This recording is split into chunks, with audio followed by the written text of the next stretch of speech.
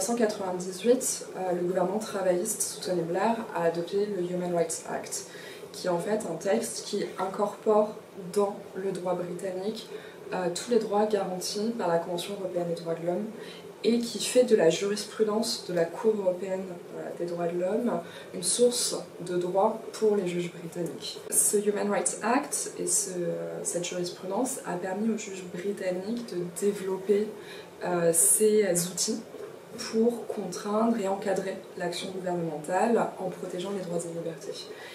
À l'heure actuelle, cet outil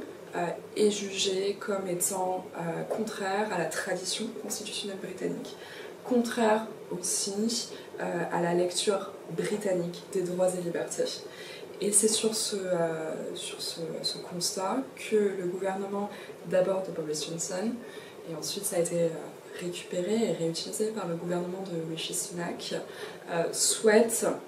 soit réformer le Human Rights Act pour adopter ce qu'ils appellent une British Bill of Rights, qui correspondrait plus à l'idée que se font les Britanniques des droits individuels,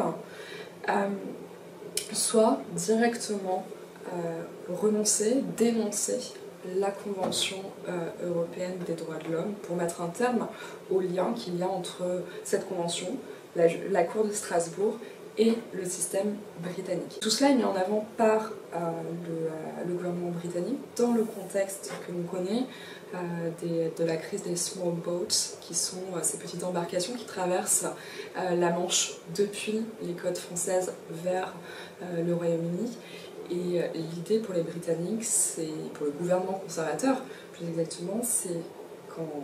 mettant un terme aux obligations liées à la Convention européenne des droits de l'homme, ils vont pouvoir mettre en place une politique plus discriminante et plus sévère à l'égard des immigrants illégaux. Il y a une autre technique de garantie des droits et libertés qui est propre au système de common law et à la manière dont le droit de common law se développe, qui a connu une sorte de retour en force dans les années 2015 à peu près.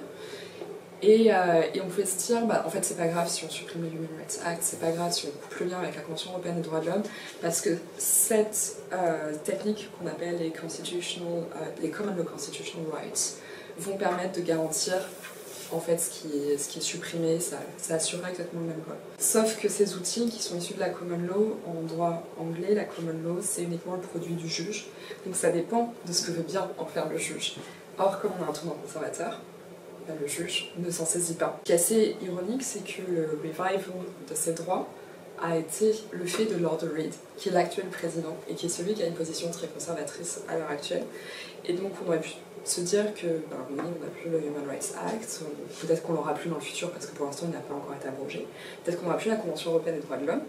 mais c'est pas grave, le juge a gagné du terrain, il s'est affirmé comme protecteur des droits fondamentaux. Eh bien non, tournant conservateur, il revient à un rôle très restreint et il ne veut pas assurer ce rôle-là sans le soutien finalement d'un texte pour garantir. L'idée c'était que dans ce contexte de crise migratoire, on pouvait se dire que finalement c'était pas grave, entre guillemets, parce que ça reste véritablement problématique, mais que le juge se substituerait, sauf que le juge s'est pas montré extrêmement proactif dans tout ça.